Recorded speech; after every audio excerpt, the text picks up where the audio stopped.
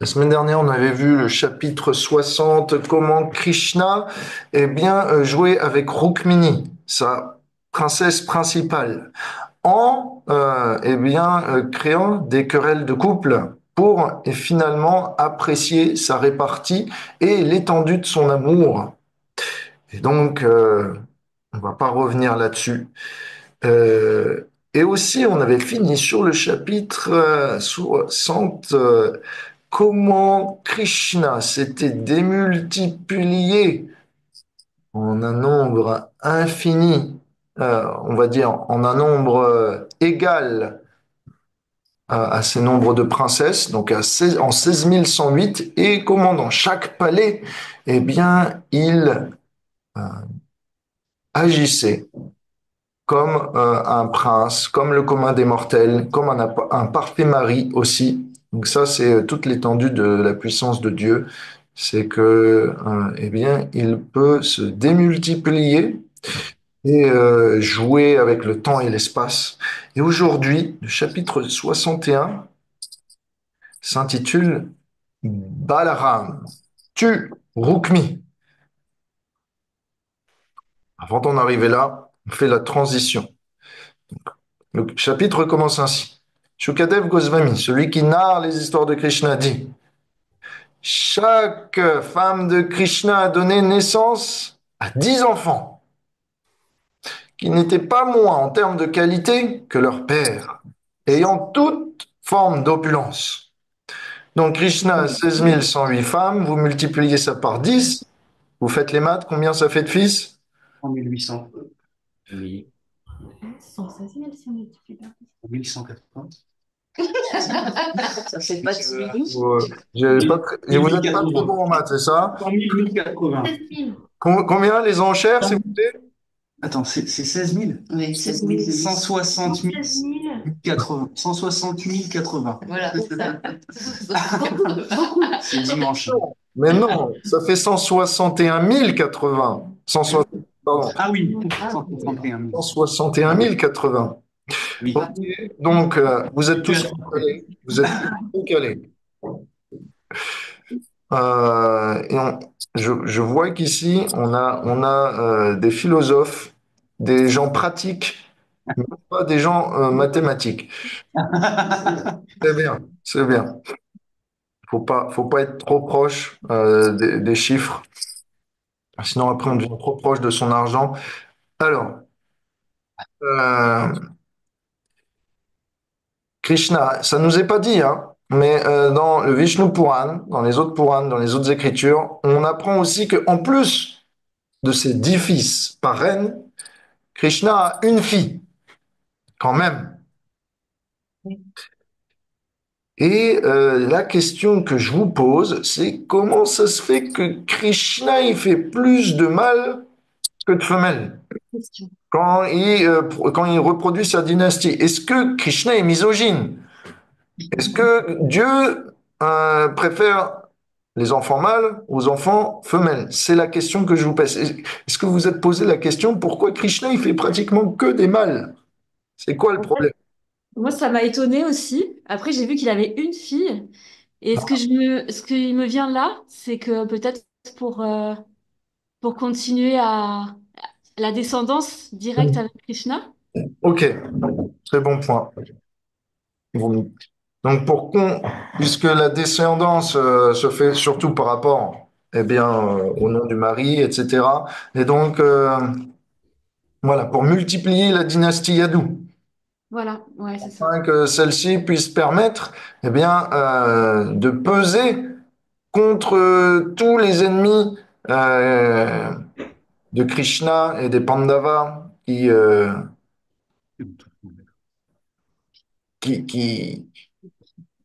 Pour la guerre de Kurukshetra. vont- Ah, ça C'est fait pas pour quelque la guerre de Kurukshetra? eh ben, Ah. non, mais non, parce que finalement, les Yadous vont pas participer tant que ça à la guerre de Kurukshetra. Ah bon, d'accord. Parce que Krishna a dit, je ne combattrai pas, mais en même temps, tu peux prendre mon armée. Alors, l'armée est composée, bien sûr, de Yadous, mais pas une petite minorité quand même. peux faire une suggestion sur la Oui, seule femme? vas-y, vas-y. Peut-être qu'une seule femme suffisait en termes de qualité. Et peut-être que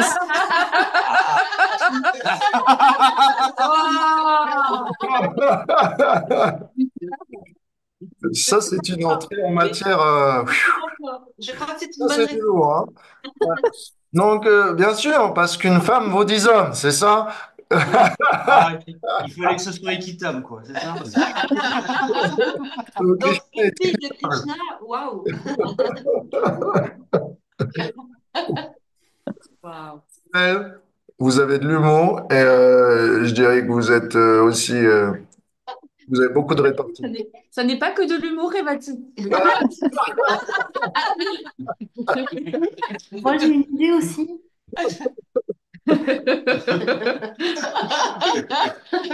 C'est encore plus fort. Aïe, j'ai une Est-ce que balle. ça peut Ah. être parce que tous ses fils vont lui ressembler et comme ça, il y a d'autant plus de personnes qui vont penser à Krishna quand ils vont les voir, ses fils. Parce que les fils de Krishna sont égaux en qualité à lui, eh bien, chacun peut se souvenir de Krishna et donc ça favorise le retour à Dieu et le souvenir de Krishna. C'est une réponse magnifique, et formidable. Merci Justine. Ça fait plaisir. Donc, vous manquez pas de répartie et d'idées. Mais, euh, ok, je vais vous en donner une qui m'est passée par la tête. Vous en pensez ce que vous voulez, hein, d'accord? Vous prenez ça pour vous ou pas?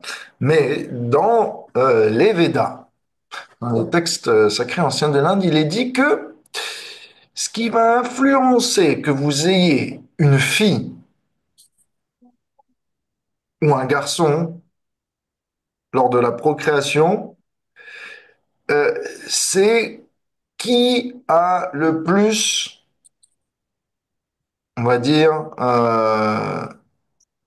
de puissance ou de désir dans le couple. Soit c'est l'homme qui a le plus, on va dire, de puissance sexuelle, ou soit dans le couple, c'est la femme qui a le plus de désir et qui est plus fertile. Voilà, ça c'est un meilleur mot.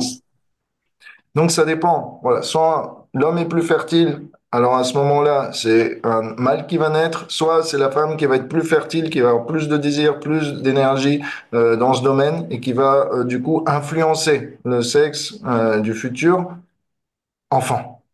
Ça, c'est ce que les Védas nous disent. Scientifiquement, je ne sais pas ce que les scientifiques ont à dire là-dessus, sur la manifestation eh bien, des chromosomes et de tout ça, comment eh bien, le sexe de l'enfant qui va naître se forme. Mais euh, il nous est dit, Prabhupada nous dit dans le Bhagavatam, dans une teneur portée du chapitre 28, verset 3 du chant 4 du Bhagavatam, que quand les hommes ont des habitudes irrégulières sexuelles, ils perdent de plus en plus le pouvoir d'avoir un mâle en termes d'enfants, en termes de descendance. Parce que les habitudes irrégulières sexuelles font perdre la puissance de la semence de l'homme. Et donc, si on suit ça, si on accepte ça, alors on sait que Krishna, c'est le mal premier. Dieu, c'est le mal tout-puissant. Donc, naturellement, c'est lui qui a la puissance, qui a la fertilité de pouvoir créer la vie. Il est à la source de toute vie. Donc, naturellement, il produit des mâles, naturellement. Euh, Prabhupada nous conseille, si vous voulez augmenter vos chances d'avoir dans votre généalogie des mâles, euh, essayez de pratiquer, je parle pour les hommes, euh, quelques années de célibat. Donc normalement dans le système védique, les étudiants sont, c'est pas qu'on fait la chasse à quoi avec le sexe opposé, on est entraîné à contrôler ses sens, il n'y a pas trop de mixité pour que les jeunes mâles apprennent à vivre sans penser au sexe opposé et être accaparés là-dedans. Et on leur apprend à voilà, tolérer les impulsions des sens pour que plus tard, ils puissent avoir toutes les chances d'avoir un mâle. Donc, Krishna, c'est le parfait brahmachari. Il contrôle ses sens. Il a 16 108 reines et il est capable de tous les satisfaire parfaitement. Et pourtant, bien que les reines de Krishna soient les plus attractives femmes du monde, puisque ce sont les compagnes éternelles de Dieu, Krishna peut être détaché à tout moment de ces dernières. Donc il est un parfait brahmachari, un parfait célibataire, bien que marié. Krishna est un célibataire dans l'âme. Ça veut dire qu'intérieurement, il n'a pas le besoin de la pulsion sexuelle. Il n'a pas besoin de ça pour aimer. La relation de Dieu avec les âmes, c'est basé sur l'amour et les sentiments, pas sur le corps et la relation charnelle. Donc Krishna peut, s'il le veut à tout le moment, partir d'un côté et de l'autre. C'est ce qu'il disait à Rukmini. Dans l'âme, Krishna est un brahmachari. Pour satisfaire les désirs de ses dévots qui veulent être dans l'intimité de Dieu, il accepte leurs mains. Et donc, Prabhupada nous dit dans cette lancée que tout parent responsable doit essayer d'entraîner leurs enfants dans les sujets spirituels, afin qu'ils obtiennent la philosophie et la pratique qui va leur permettre de contrôler leurs sens et de constituer une dynastie puissante. Problème d'aujourd'hui, c'est que la plupart des gens ne font pas cet entraînement et donc du coup, avec les méthodes de contraception, avec l'érotisme sur Internet, eh bien, les hommes deviennent impotents et ils sont féminisés parce qu'ils ont des habitudes irrégulières. Ce qui fait que leur semence est pas vraiment chargée de puissance. Et donc, les générations futures, elles deviennent naturellement de moins en moins capables de travailler, capables de réfléchir, capables de se tenir, capables d'être braves, capables, etc., d'assumer le rôle qu'on attend d'un homme, en fait. Est-ce que ça fait sens ou est-ce que, est-ce que c'est borderline? Euh, Oui, Isabelle, vas-y. je n'ai pas tout compris. Donc, si je résume ce que vous avez dit en dernier et que je le compare, par exemple, aux plantes, ça veut Mhm, dire que la qualité de la semence, donc ce qu'on retrouve dans la graine, parce que dans la nature, on a des graines qui sont mhm, à fort pouvoir germinatif, à fort rendement, et puis d'autres pas. On sait qu'il y a ça dépend aussi du terrain où ça va être semé, hein. mhm, Donc, est-ce que la qualité, le pouvoir de semence dont vous parlez, qui est lié donc à un pouvoir d'énergie, mhm, euh, donc dépendrait donc d'un certain conditionnement de l'homme. mhm. Ça, c'est la première chose. Ça, je crois que j'ai compris ça. Et Voilà, c'est ça. ce que je n'ai pas bien compris, c'est pourquoi donc Krishna se livrerait donc à des rapports intimes.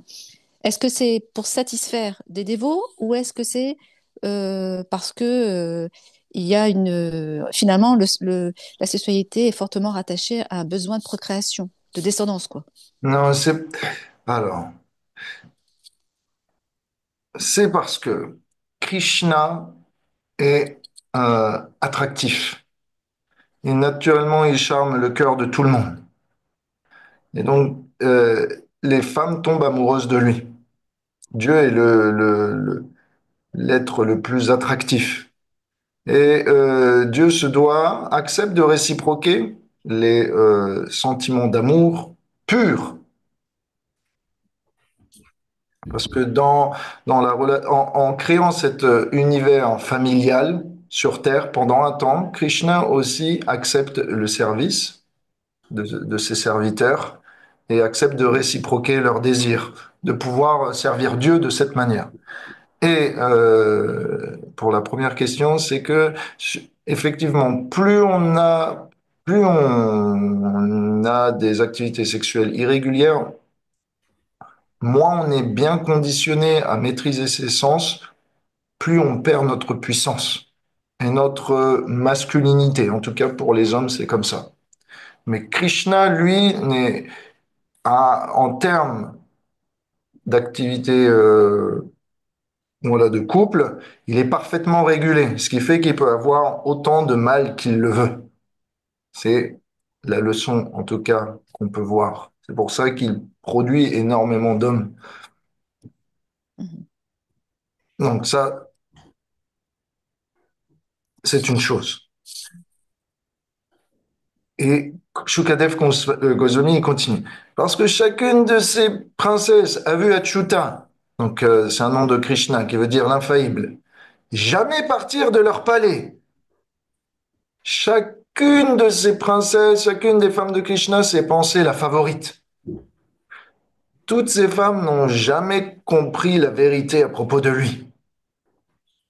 Krishna se multiplie, elle reste avec chacune de ses reines. Et donc, chaque reine ne sait pas que Krishna s'est multiplié. Et donc, elle pense que l'original uniquement est avec elle. Donc, elle se pense formidablement désirée, désirable et heureuse. Mais ça, c'est la façon que Krishna a de nous mettre en valeur. Écoutez bien, quand on voit pourquoi Krishna fait ça, c'est parce que Krishna arrange que chacun de ses serviteurs reste continuellement au centre de son attention. Bien que Krishna soit le centre d'attention, celui qui maintient l'univers entier, soit le centre d'attention naturel de toute vie, en tout cas dans le monde spirituel, il arrange que tous ceux qui viennent à le servir deviennent le centre de son attention. Nous, on peut donner notre attention à une personne à la fois. Notre enfant pleure, on s'en occupe. Notre mari a besoin de temps, ou notre femme a besoin de temps, on s'en occupe. La maison est en désordre, on voit peut-être avec les autres, etc. Donc, on peut focaliser sur une chose ou une personne à la fois, mais Krishna, lui, est capable de faire en sorte que chaque personne qui est avec lui se sente comme s'il recevait toute son attention.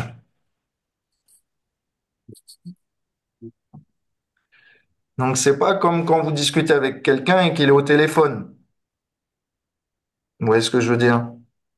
Vous vous sentez pas un petit peu mis de côté, pas avec Krishna. Même si Krishna est entouré par une quantité infinie de reines, par une quantité infinie de servants, de serviteurs, Krishna arrange d'une manière ou d'une autre avec ses pouvoirs que chacun reste au centre de son attention. De cette manière, aimer Krishna nous fait sentir considérés et confiants. C'est ce qui se passe avec les reines. Les reines se sentent confiantes, se sentent fortes, se sentent aimées, se sentent puissantes, parce que Krishna fait en sorte de leur donner toute l'attention qu'elles imaginent, qu'elles voudraient avoir.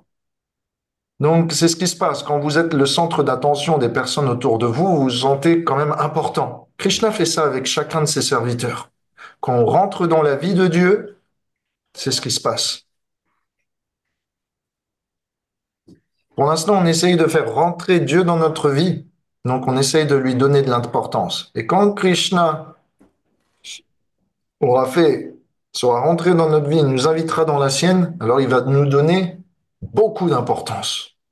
À ses yeux, c'est comme ça qu'on va être perçu. Donc, ouais, c'est le pouvoir aussi de donner de l'attention et du temps aux personnes qui nous entourent. Ça, naturellement, ça nous fait sentir euh, important, désiré, utile. Donc, l'amour de Krishna pour ses dévots, il est si grand que quand on le reçoit, on se sent à la fois incapable de pouvoir réciproquer une telle chose et fier d'être aimé par une telle personne. Parmi les reines de Krishna, vous allez en voir qui sont plutôt, qui se sentent inqualifiées et d'autres qui se sentent fiers à la fois aussi.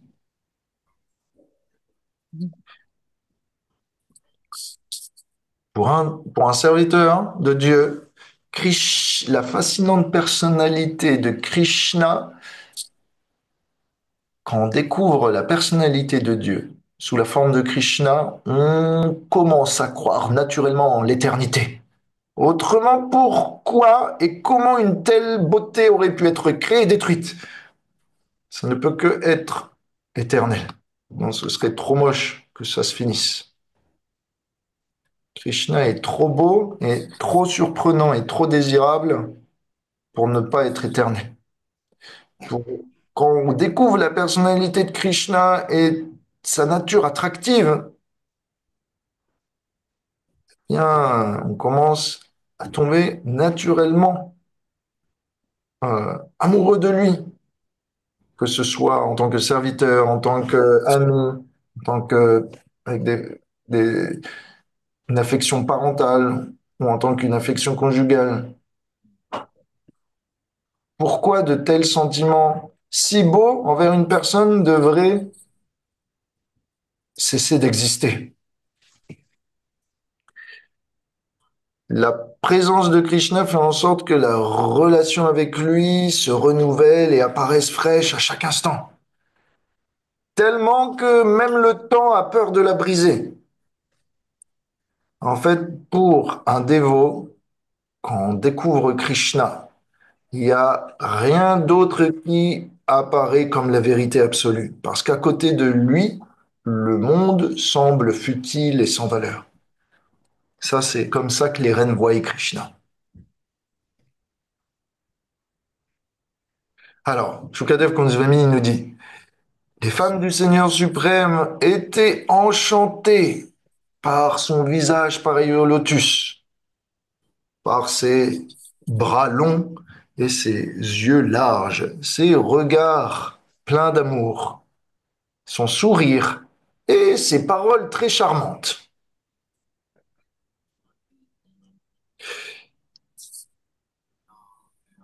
Bien que tentant de charmer le Seigneur avec tous leurs attributs et leurs qualités, les reines ne pouvaient parvenir à conquérir le mental du Seigneur Tout-Puissant, Vibhu. C'est un nom de Krishna.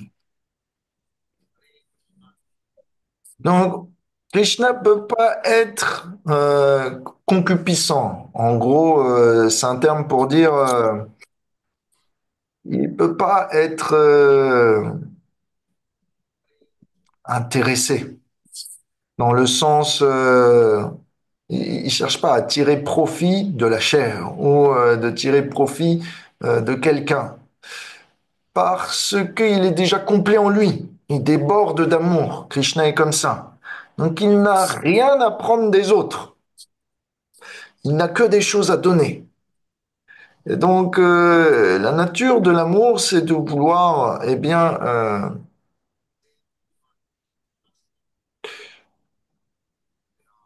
servir plutôt qu'à chercher à prendre à autrui. Et donc ça, c'est la position naturelle de Krishna. Bien qu'il soit le maître tout-puissant, il est à la fois le serviteur de chacun. Il nous donne la vie et il nous donne de quoi nous maintenir en même temps. Les sourcils arqués de Krishna échangeait aussi de nombreux signes avec ses reines. Celle-ci échangeait aussi de doux regards et exprimait des intentions secrètes avec des sourires en coin, des regards en billets qui étaient parfois explicites. Et pourtant, même si elle tentait de jeter les flèches de Cupidon à travers leurs regards, toujours est-il que Krishna restait de marbre, parfaitement maître de lui-même.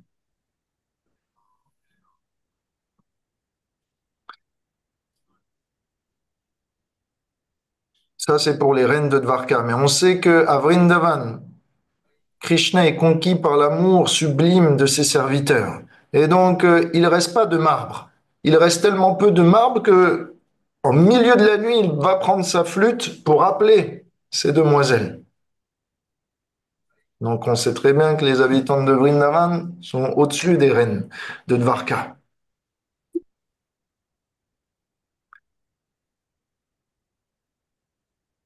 Et donc, ainsi, Shukadev Goswami continue à narrer, ces femmes ont obtenu pour mari, eh bien,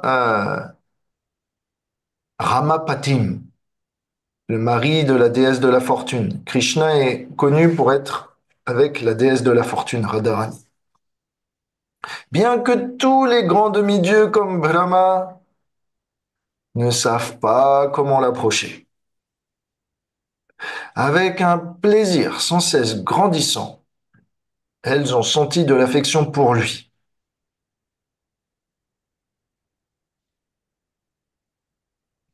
Donc vous voyez, les habitants de Vrindavan, en particulier les gopis, peuvent attirer Krishna, le forcer à les appeler au milieu de la nuit. Les reines ne peuvent pas, mais les reines ont atteint une intimité avec Dieu que même les êtres du paradis, les êtres les plus célestes de cet univers, n'ont jamais eu. Donc les reines de Dvarka ont quand même une position très avancée parmi les serviteurs de Dieu. Et donc, Jukadev continue, bien que les reines du Seigneur suprême avaient des centaines de servantes pour pouvoir s'occuper des affaires du palais.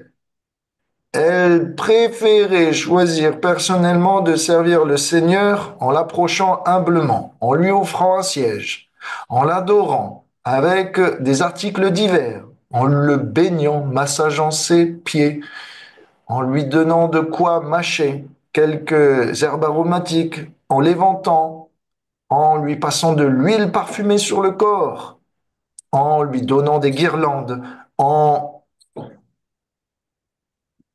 peignant ses cheveux, les arrangeant, en faisant son lit, en lui présentant des cadeaux variés. Alors, vous voyez, tout ça, ça pourrait être fait par des servantes ou des serviteurs, par, on va dire, le commis.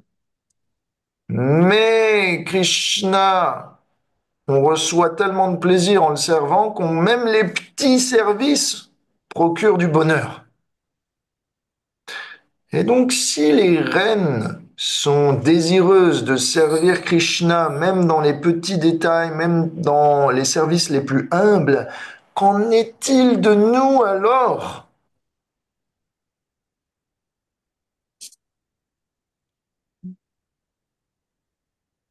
Qui reçoivent des opportunités similaires et qui ne sommes pas non plus des reines. On devrait avoir eh bien, la joie et la bonne humeur de pouvoir trouver à chaque instant de notre vie des occasions pour servir Krishna. N'est-ce pas beau?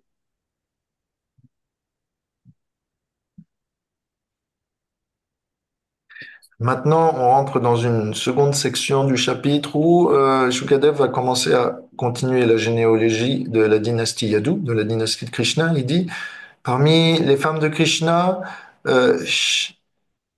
chacune donc a eu 10 fils. J'ai par le passé mentionné quelles sont les 8 reines principales de Krishna.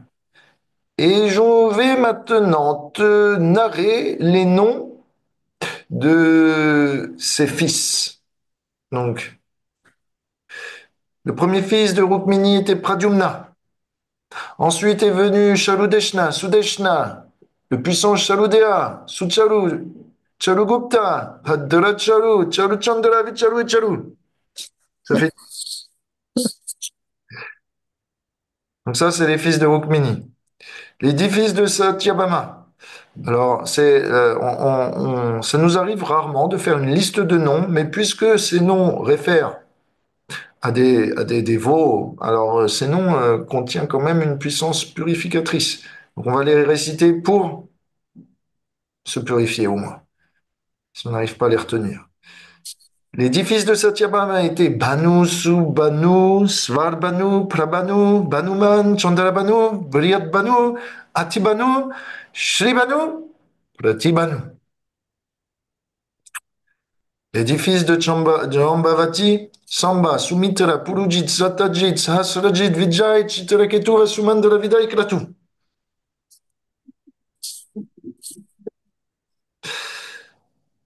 Samba, le fils de Jambavati, vous allez en entendre parler plus tard. C'est connu pour être le fils préféré de sa mère, mais il est aussi connu pour être un bon joueur et un farceur. Les fils de Nagnajeti étaient Vira, Chandra, Ashvasena, Chitragu, Vegavan, Vrisha, Ama, Shankuvasu et Kunti. Ensuite, pour Kalindi, Shruta, Kavi, Vrisha, Vira, Subhahu, Badra, Shanti, Darsha, Purnamas. Et Somaka, le plus jeune.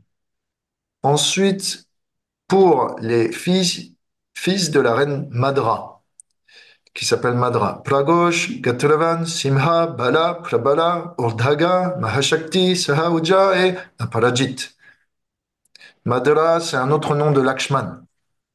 Et les fils de Mitravinda, c'est Vrika, Arsha, Anila, Gridda, Vrardana, Unnada, Mamsha, Pavana, Vani et Kshudi. Ensuite, les fils de Badra, Sangramajit, Ryatsena, Shura, Prahasrana, Harijit, Jai, Subhadra, Vama, Ayur et Satyaka. Donc, Mitravinda, c'est un autre nom de Shebya. Et enfin, la dernière, les 16 100 reines que Krishna avait eh bien, récupérées de Bomasura dans les chapitres précédents, la reine principale de ces 16 100 reines, donc à côté des 8 reines principales, il y en a 16 100 qui sont secondaires, et là, celle qui est à la tête de ces reines secondaires s'appelle Rohini, comme la mère de Balaram.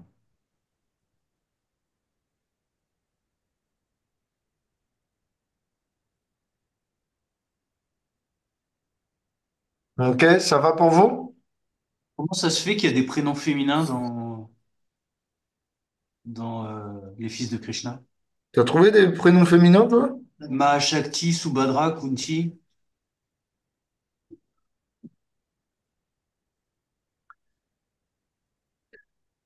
Ouais, Mahashakti, ça peut dire celui qui est très puissant.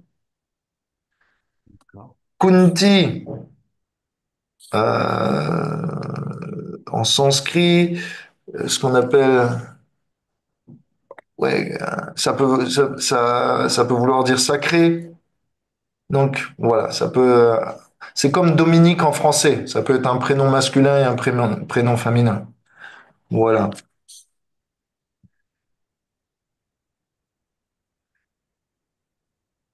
Maintenant, passons eh bien, à la célébration du mariage de Pradyumna. Bienvenue, Chitraleka. Et donc là, C'est Ranga. ah, mais Cécilia Poisson, c'est quoi ce nom aussi, là? On peut pas deviner. Ah, bah voilà, regardez, Krishna, désolé. Hare Krishna, j'honore mon nom quand même. De cuisine à tout à l'heure. Je te connais Hare que par Krishna. rapport spirituel à chaque fois. Donc, Parikshit s'interpose dans la narration de Shukadev et lui dit, mais comment, Rukmi? T'as mentionné aussi, juste auparavant, que Rukmi, il avait donné sa fille au fils de son ennemi.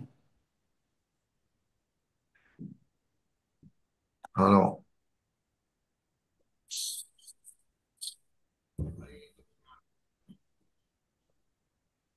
j'avais oublié de lire ça. Shukadev avait dit, Krishna, le fils de Krishna, appelé Pradyumna, avait eu un enfant qui s'appelait Aniruddha, qu'il obtenu du sein de Rukmavati, la fille de Rukmi. Alors là, Parikshit dit, mais Rukmi, on le connaît, c'est le frère de Rukmini, la reine principale de Krishna. Mais on sait que Rukmi, c'est un ennemi de Krishna. Comment ça se fait qu'il a marié sa fille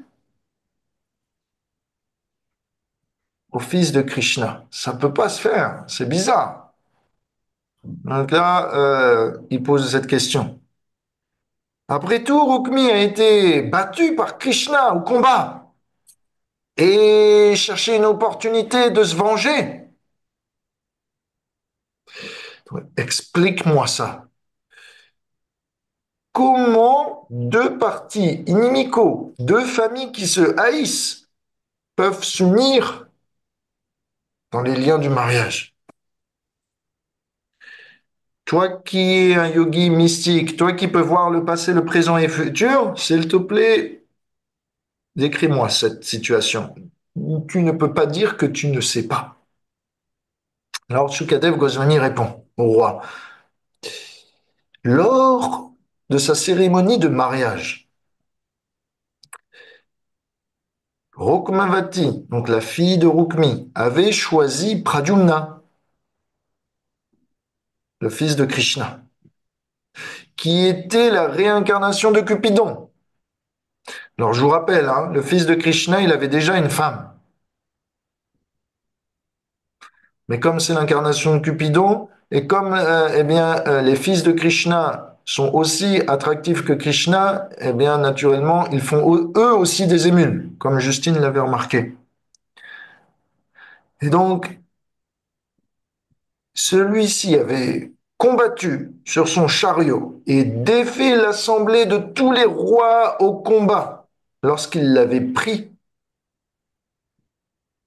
devant les autres prétendants. Alors, ce que les acharyas nous disent, c'est que quand il était certain que Rukmavati voulait marier Pradyumna, une cérémonie ouverte, qu'on appelle un Svayamvar, avait été arrangée. En gros, Isabelle, c'est une épreuve qui est choisie. Il y a quelque chose à faire. Et celui qui réussit l'épreuve, obtient la main de la princesse. Et Rukmi avait arrangé une cérémonie ouverte pour éviter l'infamie de devoir marier sa fille à son pire ennemi. Donc pour garder la face, il a dit, OK, je peux pas la marier, sinon on va se moquer de moi parce que je veux pas donner ma fille à mon pire ennemi. Même ma fille est amoureuse du fils de Krishna, donc je vais faire une cérémonie ouverte. Et s'il parvient à la gagner, bon, bah voilà, c'est comme ça. Trivati, excuse-moi, j'ai une question. Oui, vas-y. Du coup, Pradyumna et la fille de Rukmi, c'est les cousins, si j'ai bien suivi, ça posait Oui, pas de c'est ça. problème. C'est ça. Et c'est pas grave si c'est les cousins dans le monde spirituel, ça pose pas problème. Dans le monde spirituel, Krishna, de toute façon, Krishna, il est à la source de toute chose. Dieu est la source de toute chose. Alors, C'est vrai. on est tous des membres de sa famille. Rappelez-vous, lorsque cette question était venue, je vous avais dit que Krishna, il se considère pas comme un enfant de Devaki et de Vasudeva. Pour lui, il se considère comme un enfant de Nanda et Yashoda. C'est ce qu'il est réellement aussi. Et donc, du coup, il considère que sa dynastie vient de Nanda et Yashoda aussi. C'est bon ou pas? Oui, c'est bon, merci. C'est compliqué, hein? Krishna avait arrangé les choses qu'il ait plusieurs parents. Il peut le faire, il est Dieu. Il peut passer d'un saint à l'autre et prendre naissance plusieurs fois s'il veut. Comme ça, Krishna satisfait eh bien les désirs de chacun.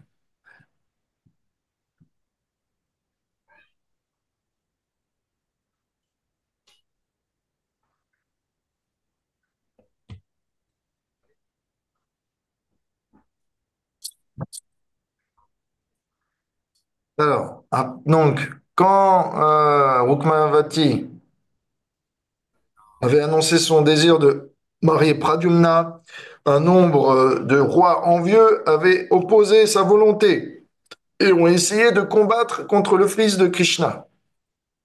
Après le mariage, finalement, Pradyumna, le fils de Krishna, a réussi à les défaire. Et pour plaire à son père, au père de Rukmavati, donc à Rukmi, eh bien, il est resté pendant un long temps dans sa cité, donc dans sa ville, dans son royaume.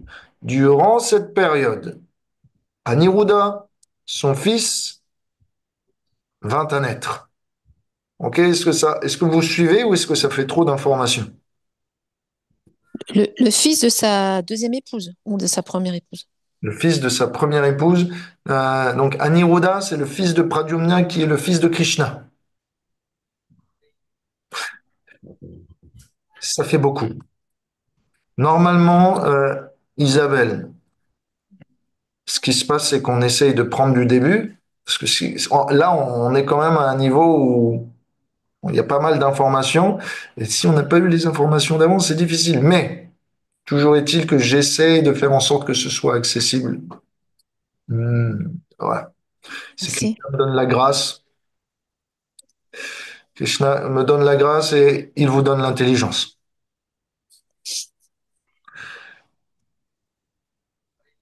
Donc, bien que Rukmi se soit toujours souvenu de ce que Krishna lui avait fait, qu'il avait été insulté par lui, pour plaire à sa sœur, Rukmini, il a accepté que, eh bien, Pradyumna marie sa fille. Voilà.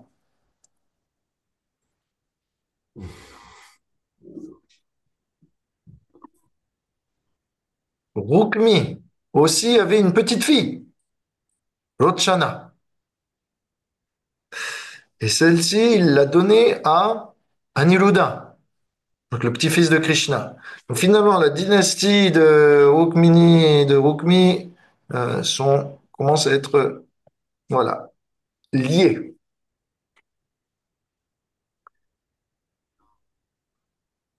Mais Rukmi, il considérait que ce mariage n'était pas selon les règles védiques. Il l'a fait simplement pour plaire à Rukmini depuis le début, parce qu'il l'aimait tendrement.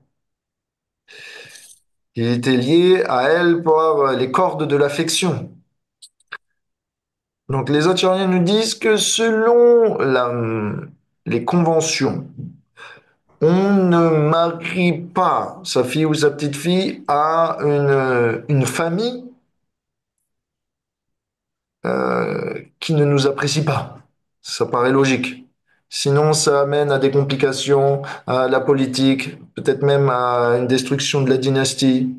Et aussi, selon les règles morales religieuses conventionnelles, on n'est pas censé marier, comme Justine l'a bien vu, des cousins. Mais bon, comme c'est la famille de Dieu, euh, et que Krishna se considère comme un fils de Nanda Maharaj et de Yashoda, ça passe. Quelque chose par rapport aux cousinades. Oui. J'ai de la famille, enfin, je suis d'origine italienne, Mhm. et en Italie, quand on fait des recherches généalogiques, ils ont gardé énormément de documents sur les contrats de consanguinité. Et Hmm. donc, l'Église gardait, enfin, donnait des accords. Ça pouvait aller jusqu'aux frères et sœurs, hein. Je ne sais plus si c'était l'archevêque ou le pape. Il fallait avoir l'accord de vraiment. Plus le vous êtes lié au niveau des sangs, plus il faut une autorisation supérieure dans l'Église. Et donc, les mariages entre cousins étaient acceptés, hein, en Italie, hein, jusqu'à 1850, Ok. 1900. Ça posait pas trop de problèmes, non, non. Bon à Surtout que, savoir. ouais, parce qu'en fait, les gens vivaient beaucoup dans des villages. Donc, Hmm. on se mariait entre cousins. Ça ne posait pas de problème. Et ils connaissaient les lois de la consanguinité sur le bout des doigts, hein. Hmm. Là, c'est selon les conventions euh, de nos jours, ça pourrait paraître innommable, en tout cas pour certains. Et, donc voilà, selon les temps et circonstances, les sociétés, ça peut être accepté ou pas. Et dans la société de Roukmi, c'était pas toléré. Le public aimait pas trop ça. Et donc, eh bien, Roukmi, pour faire plaisir à sa sœur, il a été contre l'avis de ses citoyens, contre, contre lui-même, en fait, parce qu'il n'aime pas Krishna et sa famille. Mais Rukmi a fait ça pour sa sœur. Donc, ça, c'est l'attachement au corps. Rukmi est lié au corps avec sa sœur. Ils viennent tous les deux de la même famille. Et donc, pour l'attachement pour le corps, on est prêt à se mettre à dos la société. On est prêt à aller contre ses convictions. On est prêt à briser les lois. Pour l'attachement au corps, on peut tout faire. Et on peut faire la même chose pour l'attachement à Dieu.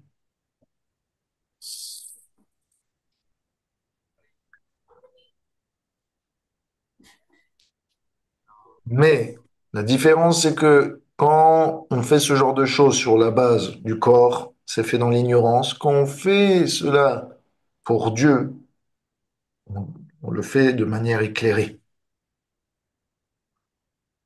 Quand les dévots, ils sont prêts à briser les conventions, ils sont prêts à soumettre la société à dos, ils sont prêts à même accepter de briser ce qui pourrait être compris comme des principes de vie, qu'ils le font simplement pour le plaisir de Krishna, alors c'est une manifestation d'amour, peut-être inconcevable, mais totalement désintéressée.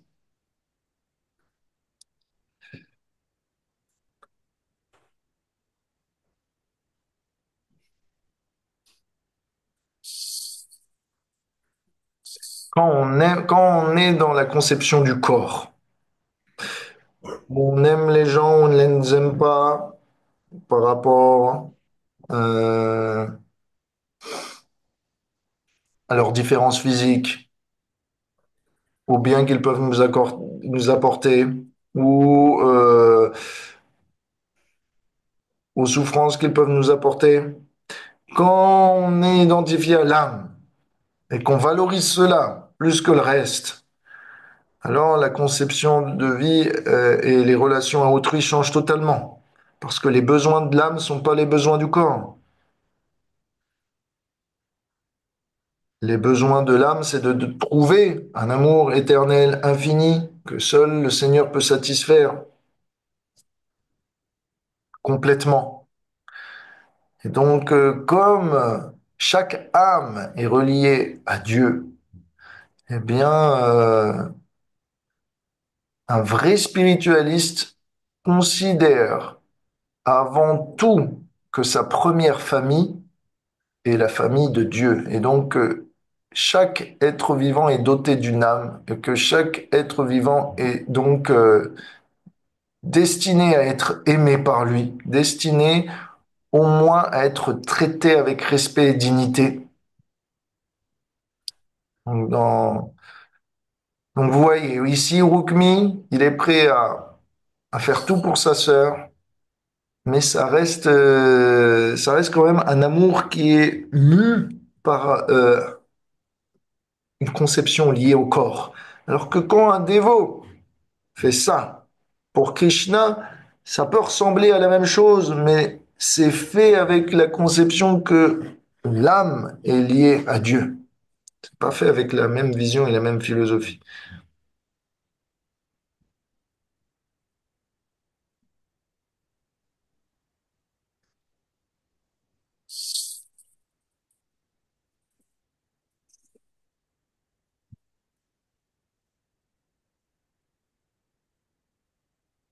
Parfois, on peut se dire, alors, parfois, on peut se dire, ou certains disent que les membres d'une organisation religieuse, les dévots, ne devraient pas faire des choses qui, eh bien, ne plaisent pas au public.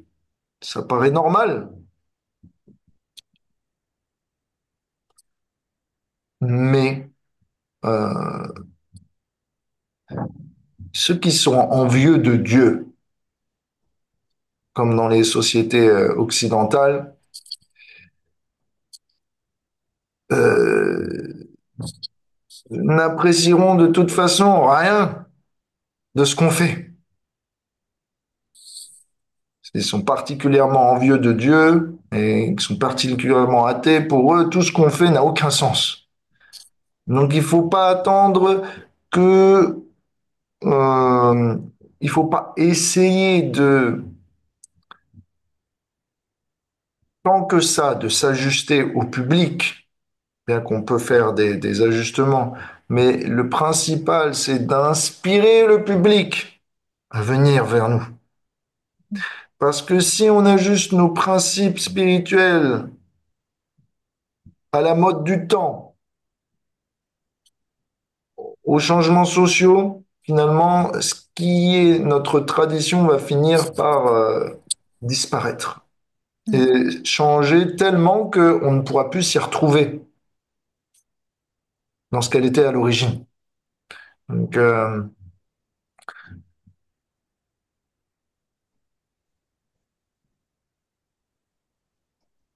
Shukadev Goswami continue dans cette joyeuse occasion de ce mariage. La reine Rukmini, Balaram, Krishna et quelques-uns de ses fils, menés par Samba Pradyumna, ont tous été dans la cité de Rukmi. Donc, là, on parle maintenant eh bien, du mariage entre Aniruddha,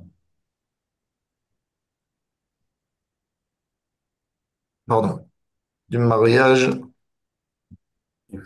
entre Aniruddha et Lochana. Qu'est-ce qui se passe à ce moment-là? Après le mariage, un groupe de rois arrogants arrive. Le roi de Kalinga en particulier, il dit à Rukmi, tu devrais essayer de défaire Balaram au dé. Il n'est pas très expert à ce jeu-là. Et en plus, paraît-il, il a une addiction au jeu. Donc, tu devrais le défaire et refaire ton honneur de cette manière. Et en pariant au jeu de dés, tu devrais lui prendre toute sa fortune. Donc, de cette manière ainsi avisée, Rukmi challengea Balaram dans cette partie de dés, après le mariage de Aniruddha et Rochana, quelques heures après. Donc ils sont tous rentrés joyeusement dans l'arène du jeu de dés, qui était parfumé avec de l'eau avec de la pulpe de santal, du safran décoré de fleurs.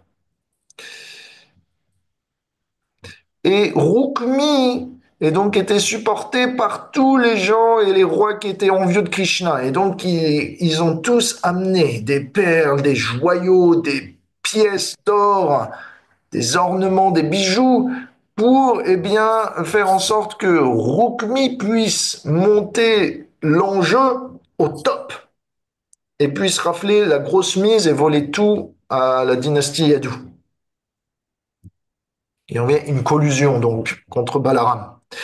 En ce match, Balaram a accepté la première mise d'une somme modeste de 100 pièces d'or.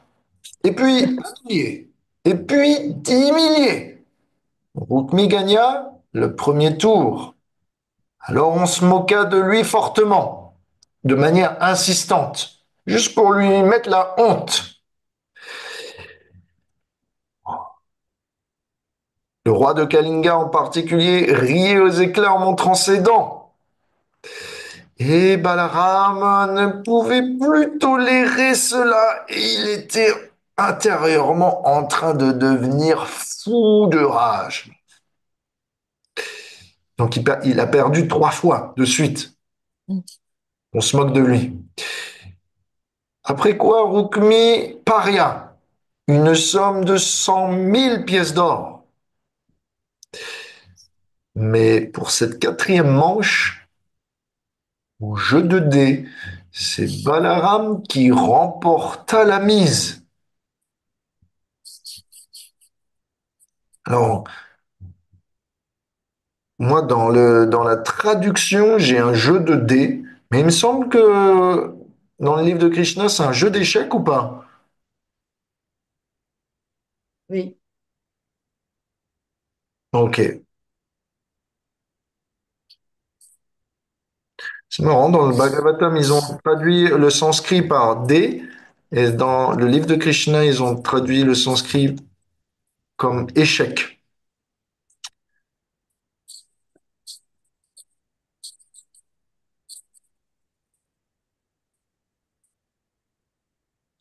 Bref.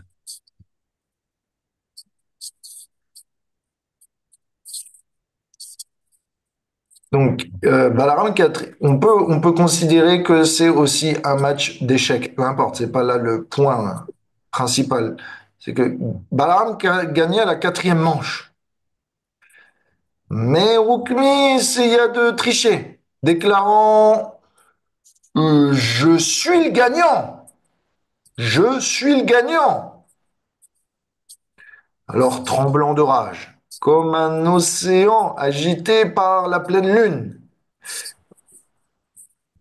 l'élégant Balaram, le seigneur Balaram, donc qui est une expansion de Dieu direct, le frère de Krishna, avec ses yeux rouges, qui sont déjà naturellement rosés, et qui étaient maintenant rouges sanguins, paria une mise de 100 millions.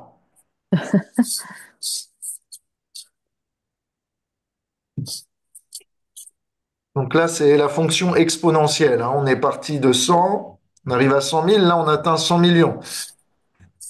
Poisson. Fois million. Ouais. Là, attention. Après quoi, Balaram gagna aussi la 5e manche. Et donc, il gagna cette partie d'échecs et Rukmi, eh bien, de nouveau, raconta des balivernes et il déclara, j'ai gagné. Regarde, prends les parties à témoin, le public. Ils vont t'expliquer les règles. J'ai gagné. T'as pas compris. Alors, pendant que Rukmi essayait de prétendre qu'il avait gagné alors qu'il avait perdu, en trafiquant les règles et en prenant à partie les témoins qui étaient en sa faveur, une voix se fit retentir du ciel. Balaram, a gagné honnêtement la mise. Rukmi est en train de mentir. Donc on imagine que c'est les demi-dieux avec à leur tête Brahma qui sont en train de parler dans le ciel. Même si rien ne nous est dit sur le sujet, on peut inférer. Donc motivé par les rois qui étaient pervertis à sa solde, Rukmi ignora la voix divine et céleste qui venait de retentir. Alors il ridiculisa Sankarshan, qui est un nom de Balaram, de cette manière en disant: Vous les battre, les paysans qui allez ici et là, de forêt en forêt, ne connaissez rien à propos des jeux d'échecs ou de dés, parce que vous avez une basse naissance. Jouer ces jeux-là sont faits pour les rois et non pas pour les paysans de votre sorte.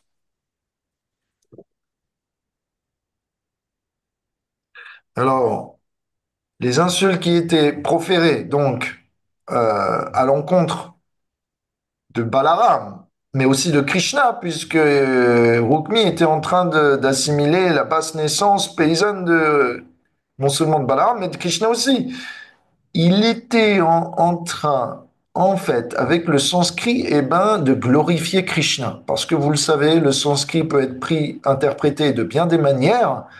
Eh bien, par les bénédictions de Sarasvati, les mots de Rukmi, qui étaient en fait voulus être des insultes, pouvaient être comprises comme des glorifications.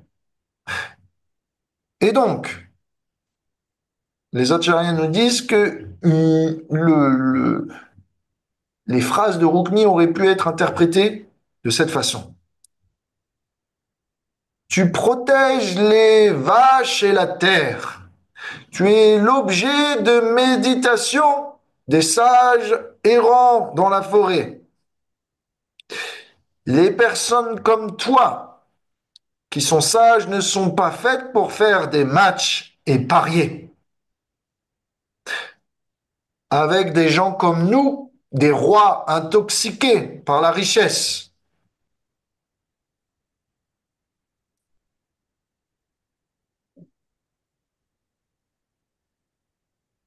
Donc, ainsi insulté par Rukmi et ridiculisé par les autres rois qui rigolaient aux éclats, Balaram était poussé à une colère folle. Alors, au milieu de l'assemblée du mariage, je ne sais pas si vous voyez un peu l'ambiance, c'est juste après la cérémonie du mariage, vous sortez de la salle ou de l'église et vous allez vous retrouver au banquet. Et là, dans la salle du banquet, il y a une place où on fait des jeux. Et c'est là où Balaram et Rukmi sont en train de jouer. Tout le monde s'attroupe. Tout le monde est ici. Et tout le monde voit que la scène s'envenime. Et Balaram ne peut plus se contrôler dans ce qui était censé être une joyeuse journée, tout de même. La journée marquant un peu le coup pour le petit-fils de Krishna.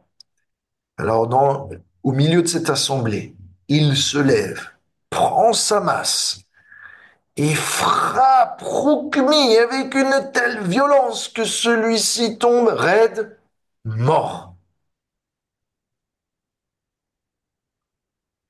Le roi de Kalinga, qui maintenant ne rigolait plus, et qui avait montré juste auparavant, lorsqu'il rigolait, son sourire à pleines dents, en faisant le fier, essaya de s'échapper.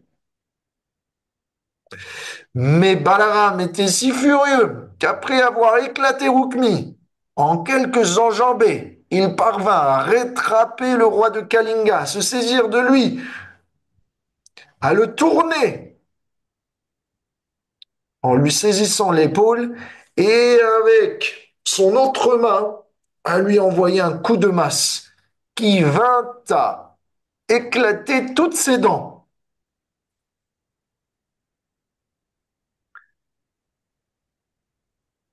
Au vu de la scène, tous les rois qui étaient du côté de Roukmi et qui soutenaient donc ses mensonges et son plan diabolique de déshonorer la dynastie Yadou, de prendre revanche, eh bien, fuyèrent. Et pour certains même se firent attraper par Balaram qui dans sa folle rage avait décidé d'en finir avec tous ceux qui étaient du côté de Brookmy. Et donc on voyait des armes, des hanches, des têtes cassées ici et là et des corps ensanglantés qui fuyaient en toutes parts.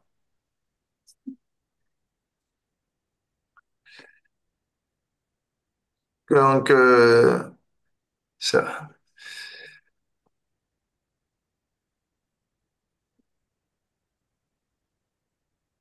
quand donc, eh bien, son, quand son frère, pardon, quand Rukmi, donc, eh bien, le frère de sa femme, Hari, un nom de Krishna, le libérateur, vit cela, il ne protesta ni n'applaudit. Il resta neutre. Donc Krishna vit le frère de sa femme se faire tuer par Balaram et il ne fit rien. Il resta silencieux et de marbre. Parce que Krishna avait peur, soit en protestant ou en montrant son accord d'un côté ou de l'autre, soit de faire du tort à Rukmini, sa femme, soit de faire du tort à Balaram, son frère. La querelle avait pris sein entre un membre de sa famille et un membre de la famille de sa femme. Krishna ne voulait pas s'interposer, il resta muet.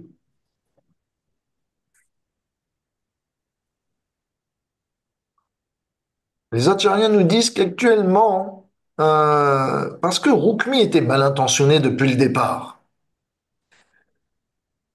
c'était pas une mauvaise chose qu'il puisse se faire tuer par le Seigneur, puisque quand le Seigneur s'en prend à quelqu'un, toutes ses actions sont glorieuses et donc il libère les gens. Il n'y a que la miséricorde de Krishna. Même quand il semble s'en prendre à quelqu'un, l'âme est élevée. Il n'y a pas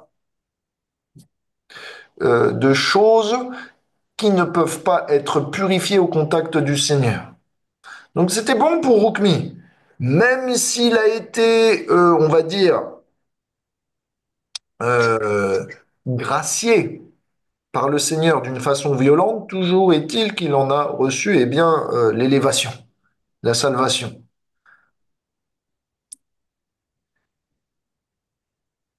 Mais même si Rukmi était une personne mal intentionnée, envieuse du Seigneur, qu'il était bon pour lui de périr de sa main plutôt que de la main d'un autre. Eh bien, Krishna, pour éviter de manquer euh, de s'en prendre à l'honneur de sa femme, de s'en prendre, de se mettre à dos tout le reste de la famille de sa femme et tout le public qui sont constitués des citoyens de la ville du roi Rukmi qui vient d'être mort. Pour ne pas l'humilier en public, il ne protesta point contre cette action. Il resta donc neutre.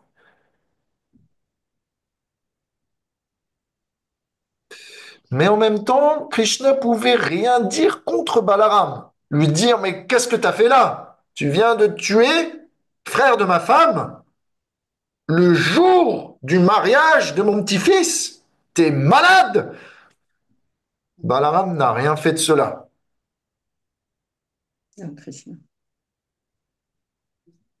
Krishna n'a rien fait de cela, pardon. Merci, m'embrouille. Parce que C'était une action naturelle pour quelqu'un qui venait d'être humilié à répétition, quelqu'un qui était tombé dans un complot, et quelqu'un qui euh, avait le droit de gagner la mise et qui était rentré dans un match truqué en fait. Donc Krishna arrangea, comme à son habitude, eh bien, de plaire à tout le monde par ses actions. Et donc, c'est un point très important, une leçon de vie qui est là, juste là, sous nos yeux. Cette leçon de vie, vous l'avez peut-être vue, c'est que parfois, la destinée de certains euh, pousse au conflit.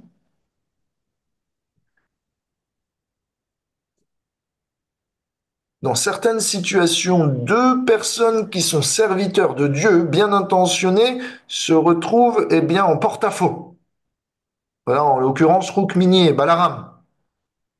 Ce sont deux êtres chers au Seigneur et qui se retrouvent en porte-à-faux l'un envers l'autre. Qu'en pense le Seigneur? Il ne prend pas position.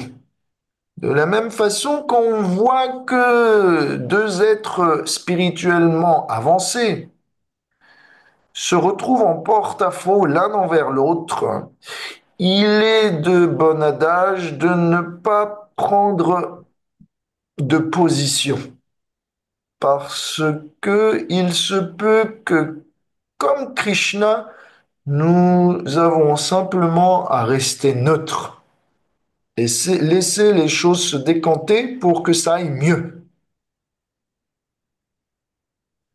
Parfois, c'est pas que l'un a raison et l'autre a tort.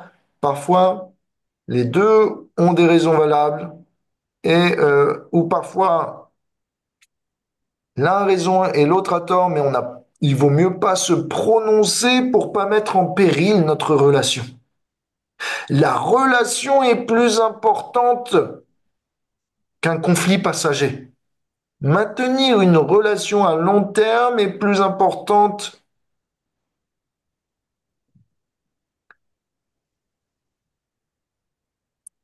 que,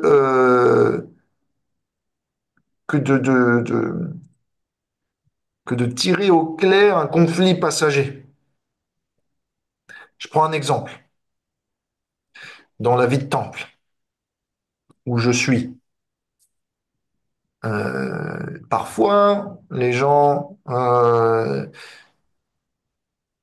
sont dans la précipitation, ils oublient quelque chose, ou ils laissent les lieux sales, vous devez passer derrière eux. Ça peut vous monter à la tête.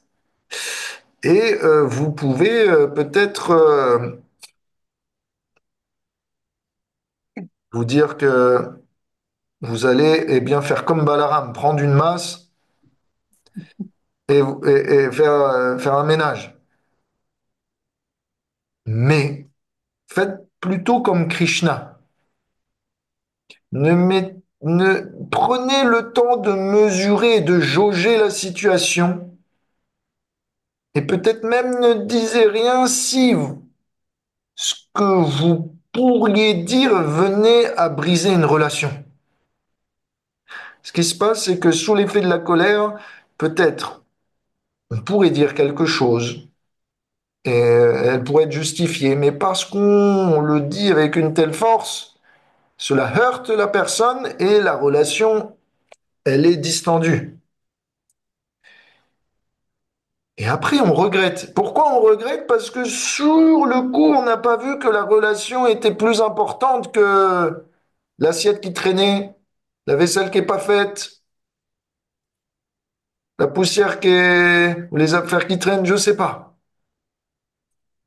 Et donc, souvent, quand vous voyez deux personnes aussi s'emballer les uns contre les autres, rappelez-vous que votre relation à eux est plus importante et que si vous prenez un côté ou l'autre, vous risquez peut-être de briser vos relations avec eux. Donc, euh, La leçon que Krishna nous montre, c'est que la relation est toujours plus importante que les pécadilles du quotidien. Si quelqu'un n'est pas capable d'entendre les choses, attendez le bon moment. Ne mettez pas en péril votre relation avec cette personne. Est-ce que vous voyez ce que je veux dire? Ou est-ce que je parle chinois? Non. Non, c'est clair. Ce que vous dites et la conclusion que vous dites est claire, mais par contre, je trouve qu'elle est. Je vous dis ce que je pense, hein. Peut-être vous allez pouvoir me corriger, mais je trouve qu'elle est disproportionnée par rapport à ce qui s'est passé entre Balaram et je ne sais plus comment, Réokmik. Parce que là, si je me mets à la place d'une tierce personne et qui assiste à une scène aux conséquences aussi graves, euh, je me dirais, tu ne peux pas rester sans rien faire, parce que les conséquences pour l'un sont trop graves. Vous voyez ce que je veux dire? Dans la réalité, pour des petits sujets de conflit, effectivement, Hmm. je suis tout à fait d'accord avec ce que vous venez de dire, mais quand il y a des conséquences extrêmement graves, est-ce qu'on peut vraiment ne pas intervenir? Parce que la mort de quelqu'un, c'est quand même une conséquence. Je sais bien que dans la philosophie de Krishna, il y a Mhm. cette idée d'incarnation, etc. Mais enfin, moi, personnellement, je me poserais quand même la question, pour une question de vie et de mort, là, hein, je pense que, je ne sais pas si j'interviendrai, mais je pense que je me poserai la question. Il faut replacer le contexte. C'est que ce sont des rois enfin, ou des princes qui sont en train d'échanger. Donc il y a tout un honneur, il y a un, un contexte martial qui rentre en jeu.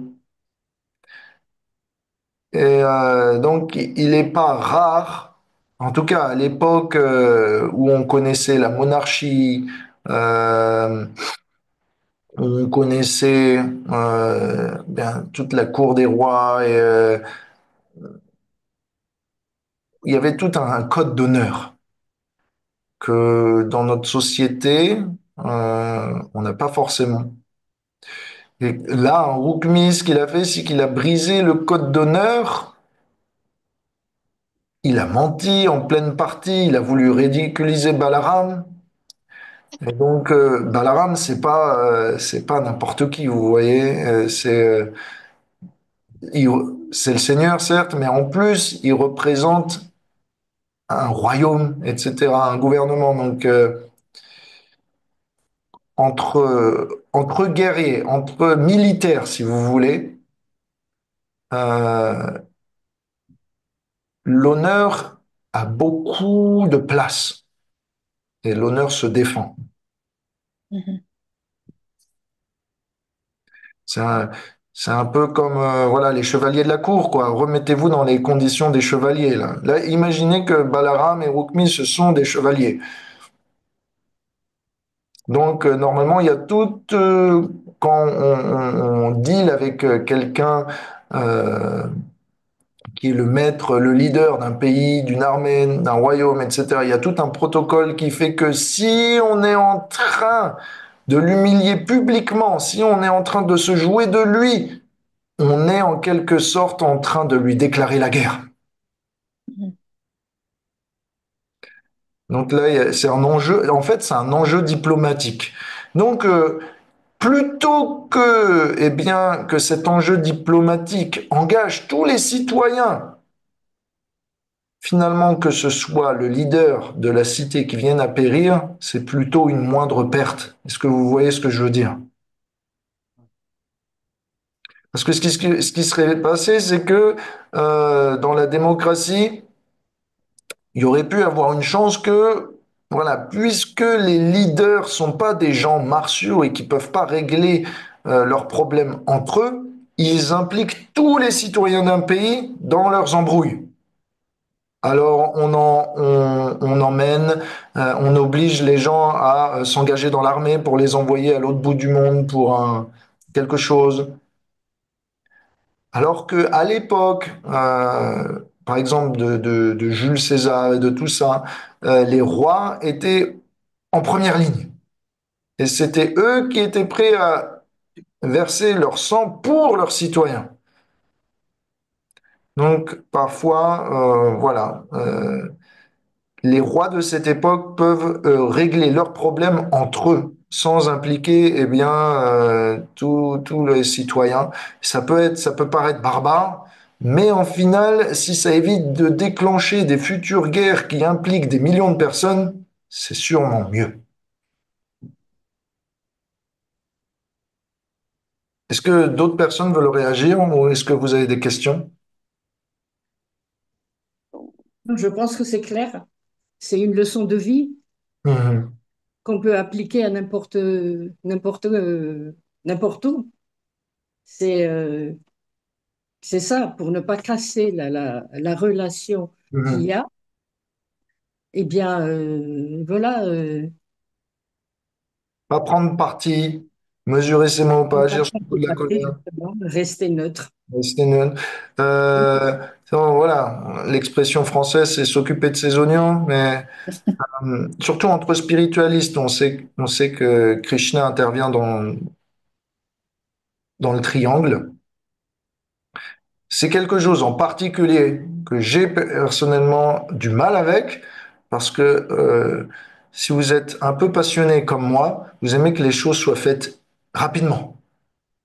Donc vous voyez quelque chose qui va mal, faut que ça tienne droit assez rapidement. Quand je vois il y a des choses qui sont pas fonctionnelles, j'aime bien les redresser vite. Et parfois, eh bien, je le remarque, la vie de temple, c'est la vie en communauté même en général, c'est comme une vie de temple. Hein. Euh, il faut être, on peut pas être aussi direct. Il faut laisser le temps. Et parfois, il faut prendre sur soi, ou faut mettre de l'eau dans son lait, si vous voyez ce que je veux dire. Et C'est Mathilde, l'autre dont on va. Oui, ça allez, dépend, Krishna. ça dépend de la relation qu'on a avec la personne. Ça, Mhm. ça peut être un prétexte de jamais s'exprimer et de se cacher derrière quelqu'un d'autre qui prend la responsabilité. On est Et c'est d'accord. facile. Si les personnes peuvent t'entendre, c'est super. Ça veut dire que là, ce sont de bons amis, ce sont des personnes de confiance. C'est encore plus intime. Quand on peut dire les choses directement et qu'on sait que ça peut faire mal, mais ce sera entendu, c'est plus simple. C'est plus Mais simple d'être franc, non? Coucou Révati. Oui, bonjour Oui, Lalita. Allez, j'étais là, hein, je suis juste cachée. Par rapport à ce que tu dis, par rapport à la vue en communauté, ce qu'on vit nous aussi ici, parfois on se doit aussi d'intervenir et de prendre le risque peut-être de casser une relation si ça met tout le monde ou toute la communauté en péril aussi. Si la négligence ou le faux ego d'une personne met la communauté ou les autres membres de la communauté en péril parce qu'il ne veut pas se remettre en question, je pense qu'à ce moment-là, on se doit aussi d'intervenir et prendre ce risque-là de casser une relation, même si on y tient. oui, c'est une relation pour en sauver d'autres. C'est, Oui, c'est très juste. C'est pas simple, hein, la vie en communauté. Il y a beaucoup de paramètres. oui. On vit Il à y a plus. beaucoup de paramètres, oui. Oui, exactement. Les choses doivent être dites pour le bien-être de la communauté, autant que faire se peut, en préservant le plus les relations.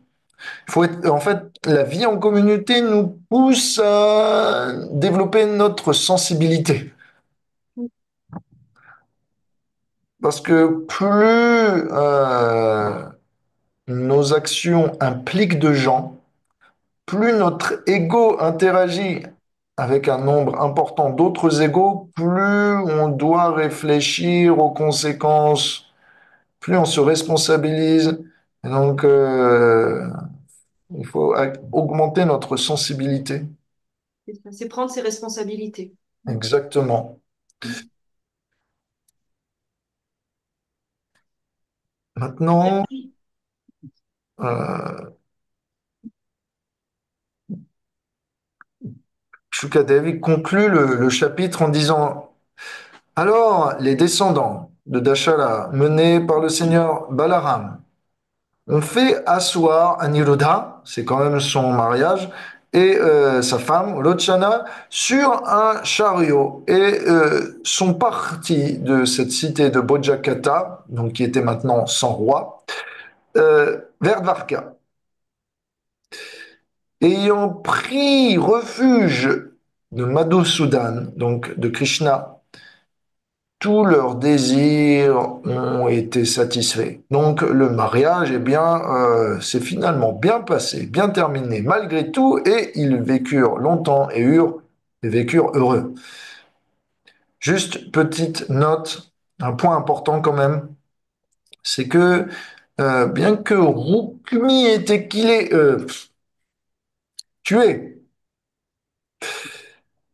euh, qu'en est-il de Rukmini? On l'a pas vu dire quelque chose. Ça aurait été normalement, s'il y avait bien quelqu'un pour dire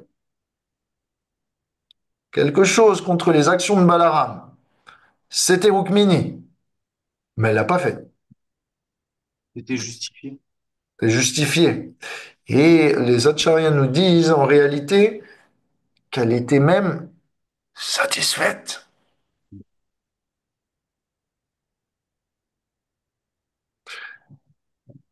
Son affection pour Rukmi n'était qu'en fait extérieure pour le bien de l'opinion publique. Parce que Rukmini était lié à Rukmi par le corps. Mais Rukmini était lié à Krishna à travers l'âme. Et donc, elle était en train d'agir d'une façon tout en pensant d'une autre façon.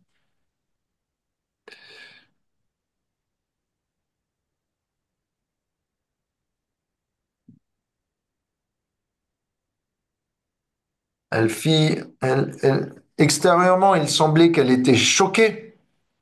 Intérieurement, en fait, elle se disait, il était temps. Mon frère était un ennemi de mon mari, il méritait cela. Donc, parfois, les actions du corps ne montrent pas ou n'indiquent pas nécessairement quelles sont nos intentions.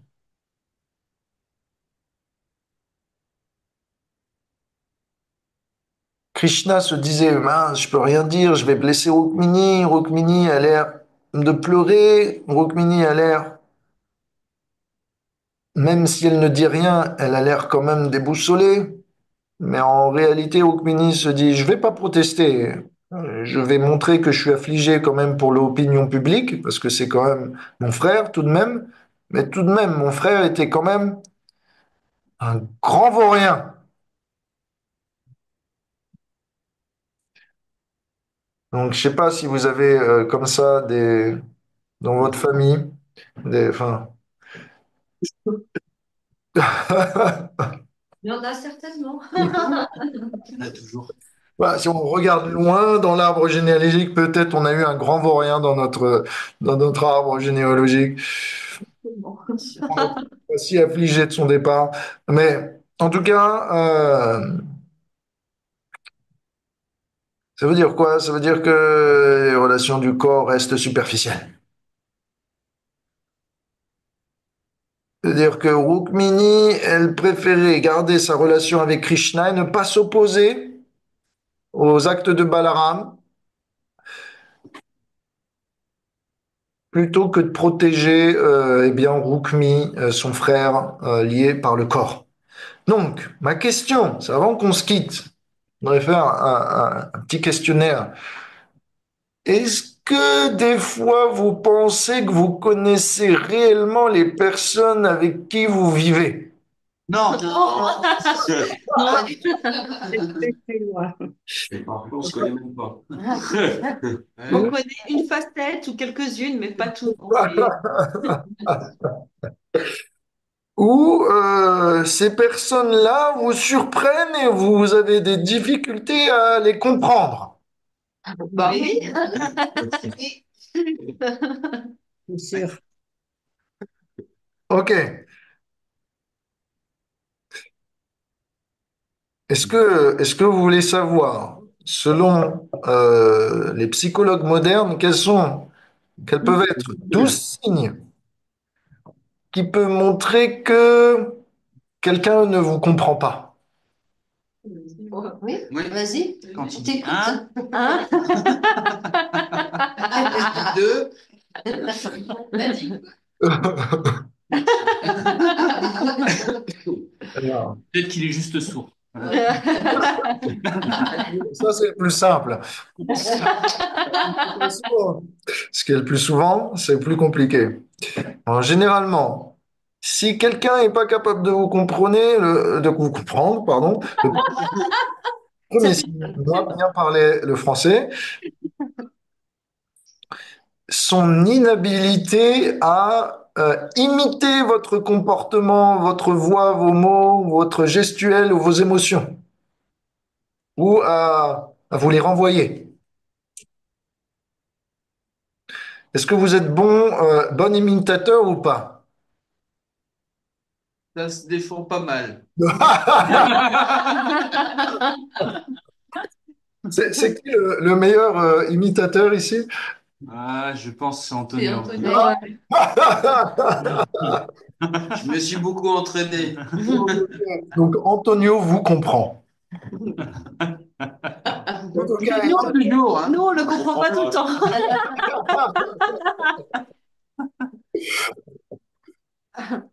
deuxième chose, c'est que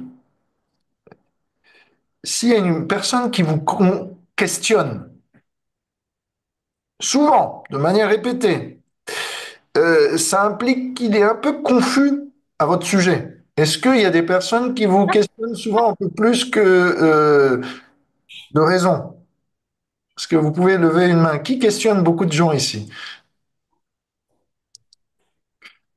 C'est bien. Non, ça va? Bon, Les enfants. ça fait partie de leur développement. C'est bien, il leur faut des réponses. C'est plutôt ça. Troisième signe qu'on ne vous comprend pas, c'est que les gens ne s'attendent pas à votre réaction. Donc parfois vous êtes là, quoi? C'est quoi ça? Mais tu délires ou quoi? C'est normal. Non, c'est pas normal. Donc si ce genre de choses vous arrive, c'est que on a du mal à vous comprendre. Ok, c'est bon? Ouais, ouais, ouais. Ok. Quatrième signe qu'on ne vous comprend pas, c'est que on est plutôt à négliger vos sentiments. Oh, ça va, n'en fais pas autant. Ça va passer. N'en fais pas trop, t'exagères. Donc, généralement, quand on se fiche un peu de vos sentiments, quand on sous-joue la situation, quand on veut passer à autre chose, c'est qu'on ne cherche pas à vous comprendre, en fait. Cinquième chose, c'est que ça, je pense, ça doit être pour moi, c'est on ne comprend pas vos blagues. Ça, c'est Chris aussi. Je la rassocie. Donc, quand vous faites des blagues et que les gens captent pas, ah oui, je suis désolé, mais en fait, vous êtes incompris quelque part. Oui, oui,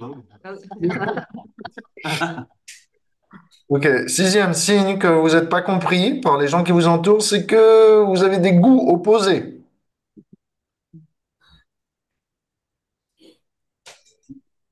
Donc, répétitivement, si vous bataillez pour que vous alliez soit à la montagne et à la mer, c'est compliqué. Donc, quand on a des goûts opposés, généralement, on a du mal à se comprendre. Ah, un point important, un point que la personne euh, peut-être manque de vous comprendre, c'est qu'elle ne parle jamais de votre relation avec vous. C'est bien, en fait, le fait qu'on parle jamais de notre relation entre soi et la personne concernée, c'est pas forcément un signe que tout va bien. Mm. C'est plutôt un signe que on comprend rien. Ça aussi.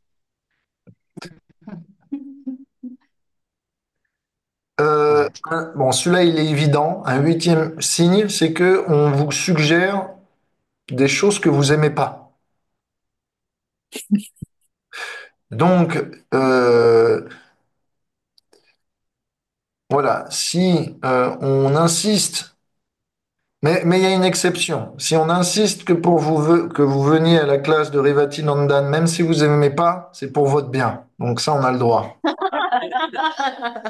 Il y a des fois quand même où on peut insister parce qu'on sent que c'est bon pour la personne. Elle comprend Exactement. pas tout. Dans ces cas-là, ça va.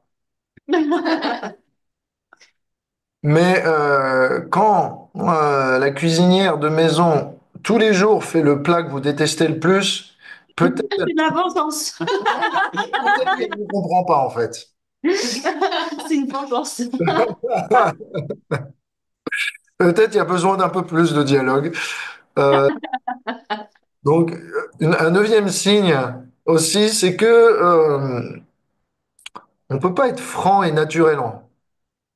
Faut toujours faire un peu de diplomatie. On en parlait.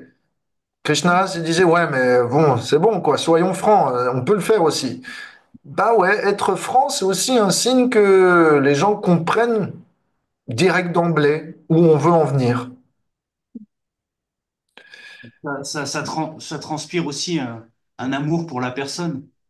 Mhm, Parce exact que, aussi. on ne se préoccupe pas des gens quand on n'en a rien à faire, on ne se préoccupe pas d'eux. On ne Mhm, doit pas risquer, prendre de risques. Donc si on va jusque-là, ça veut dire que on a de l'affection pour la personne et qu'on a envie qu'il grandisse et que voilà.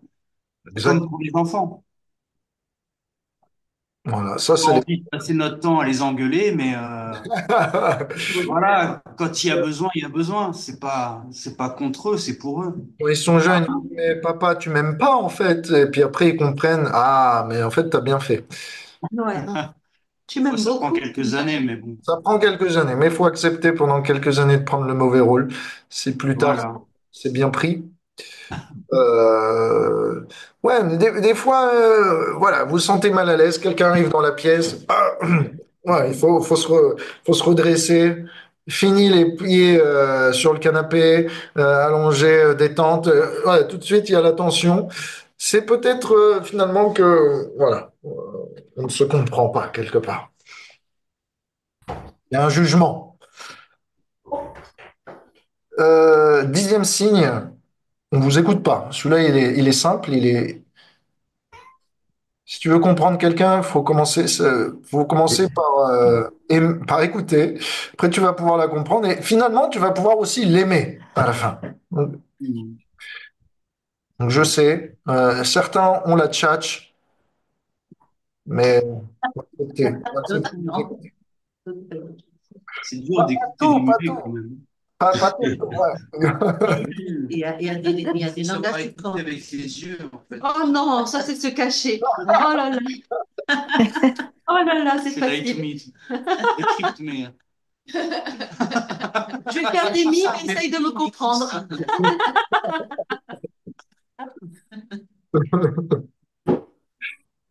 Si vous pouvez vous faire comprendre par des gestes, vous êtes au top. Ah, Krishna, c'est ce qu'il fait, n'est-ce pas? Il est tellement intime avec certains et certaines que d'un regard, un doigt, on comprend. Ok, rendez-vous ici, dans cette direction, à telle heure. Il y a du level avec Krishna quand même, hein. Il y a du level. Moi, quand j'étais petit avec mon frère, on avait un plan qui s'appelait Opération Mamie fait dodo. Donc, et donc, ça indique bien son nom. C'est quand on était chez ma grand-mère, l'opération Mamie fait dodo, c'est à partir d'une certaine heure, on savait qu'elle allait se coucher, qu'elle ronflait. Donc c'était le signal, on allait se relever chacun et on allait se retrouver dans la chambre pour jouer à la console toute la nuit.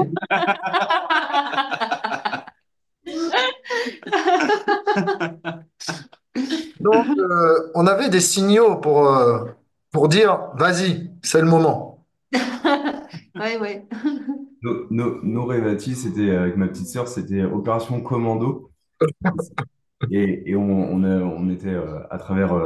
Il y avait un mur entre nos deux chambres et c'était trois coups. C'est-à-dire qu'en fait, on savait à peu près. C'était lors du journal de 20 heures. Et donc, tu en avais un, il faisait trois coups. Et ça donnait le top départ de l'opération Commando. Et on avait exactement le chemin pour aller sous la table pour pouvoir regarder la télé. Oh, waouh! Voilà. Et donc, c'était l'objectif de ne pas se faire griller. Et si on se faisait griller, au final, la personne, le lendemain, elle le faisait pas parce que sinon, bah, notre mère, elle savait que, on allait essayer de recommencer. Ok, waouh! Non, non, non, mais Ah donc, oui, là, je comprends c'est parfaitement, tu vois. un autre level, là, quand même. Opération. Waouh! Mais Stratégie. vous vous aviez quel âge pour vous glisser sous la table comme ça, là? Là, entre 8 et 10 ans, un truc comme ça. Ok. Oui, c'était une grande table, non? Ah ouais, ouais, ouais. Ouais, c'est ça. Waouh! Super stylé, hein. C'est des bons souvenirs, je pense que de. Enfin, en tout cas, pour moi, comme pour toi, je pense que ça doit être des bons souvenirs, ce genre de Mais choses. ça permet de créer des liens et ça permet de se connaître. Ça peut après, avec juste trois petits coups, on savait exactement ce qu'il fallait faire pour le quart d'heure d'après, tu vois.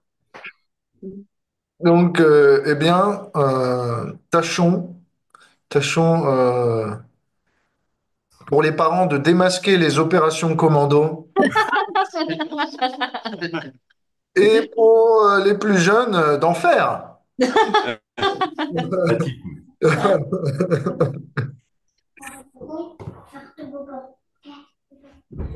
11e signe, on est presque à la fin, donc vous en faites pas, on finira à l'heure. Recevoir des cadeaux que vous aimez pas. C'est un signe que vous n'êtes pas compris. Ou un signe que c'est la dèche. Ça peut être aussi ça. Ouais. Ça peut être des moments difficiles. Parfois, faut. Ah, un jour, je me rappelle d'un Noël. Désolé, je vous parle de ma vie, mais Non, avec plaisir. ma mère avait offert un cochon en porcelaine à mon frère. Il avait été pourri gâté. Il avait reçu un vélo, une chaîne en argent, une montre, et lui, il avait juste un cochon en porcelaine. Et mon frère était dégoûté. Il se pense, ah, ça y est, le petit, il est pourri gâté, et moi, j'ai rien. Notre mère, elle pense pas à moi. En fait, je suis le dernier, je suis la dernière roue du carrosse. Et donc, il est reparti chez lui dans le sud sans prendre le cochon en porcelaine parce que ouais, il disait qu'est-ce que j'en ai à faire de la tirelire en porcelaine là, ça sert à rien. En fait, ce que mon frère savait pas, c'est que en dessous du cochon en porcelaine, il y avait un petit bouchon qu'il fallait retirer le bouchon, que à l'intérieur de ce cochon, il y avait un chèque Mm. avec 4 chiffres. Mm. Ah là là. Ah oui, Ah. quand même. Ne pas se fier aux apparences, donc. Exactement. Donc, C'est pas le papier cadeau qui compte, hein. donc, ouvrez les cadeaux quand même, ne vous Ouais, fiez ouais. Juste pour vous, juste pour vous, il va y avoir une bonne surprise. Un animal, on ne l'ouvre pas, s'il vous plaît.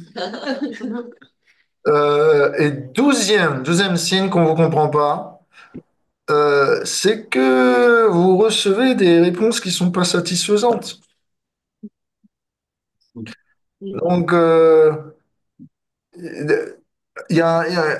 déjà, vous pouvez être sûr que la personne ne vous écoute pas quand vous lui demandez quelle heure il est et qu'il vous répond des patates. Mais là, ça peut aller un peu plus loin que ça. Ça peut être un peu plus compliqué que ça. Ça arrive souvent, ça. Ça arrive souvent. Bon, ouais, j'imagine que vous êtes tous occupés à plusieurs choses à la fois, alors c'est difficile. Dans une communauté, il y a beaucoup de gens à écouter. Euh, mais quand même, parfois, les réponses sont pas trop satisfaisantes. Genre, voilà, j'ai un problème, est-ce que tu peux pas m'aider à le régler? Bah écoute, pas te coucher, hein. Ça peut pas. Ça Il ira ira mieux. mieux demain. Voilà, c'est ça. Parle un coup. Donc non, il faut faire mieux que ça. Essayons de comprendre la personne, posons-lui des questions. Et je suis désolé, je vous reprends 5 minutes. Donc, de la même façon que Rukmini agissait d'une façon, alors qu'en réalité elle pensait d'une autre. Donc, elle agissait comme si Balaram avait fait quelque chose qui lui plaisait pas, alors qu'en réalité à l'intérieur, elle se disait, bah, Rukmi, c'était quand même une crapule, même si c'est mon frère.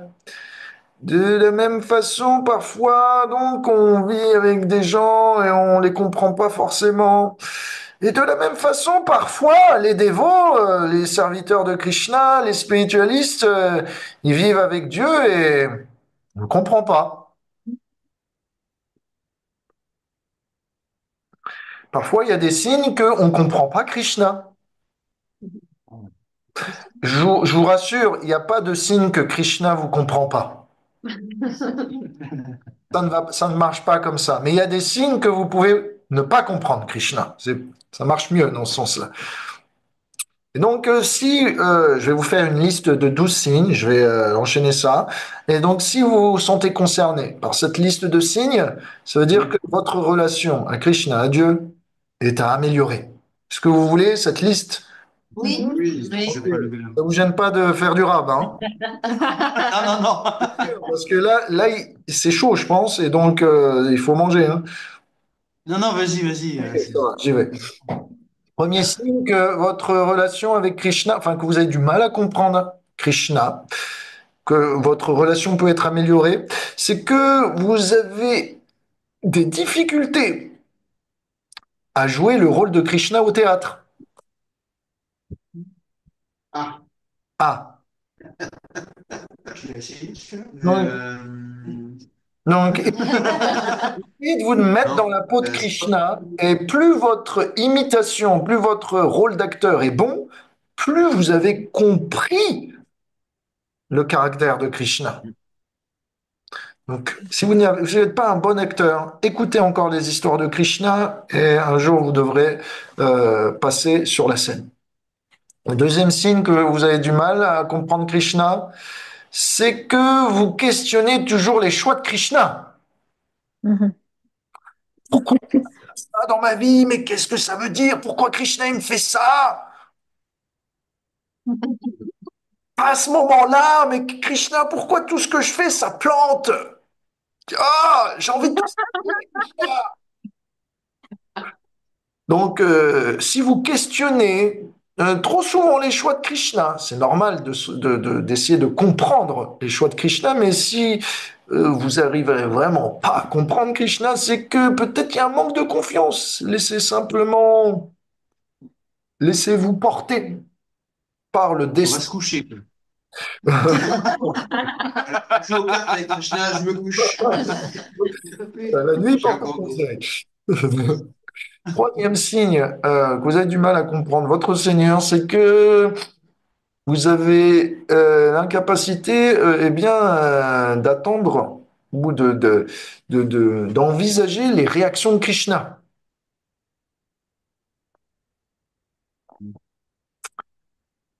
Donc parfois on fait des choses et inconsciemment on se dit ça passe, pas de problème. Mais en fait c'est pas bien. Genre, genre par exemple au temple, je cuisine et je vois quand l'offrande est faite. Ouais, même avant, pendant que je cuisine, et les gens arrivent dans la cuisine, ça sent bon, qu'est-ce que tu nous fais là? Et moi je dis aux gens, mais chut, C'est pas pour toi que je cuisine.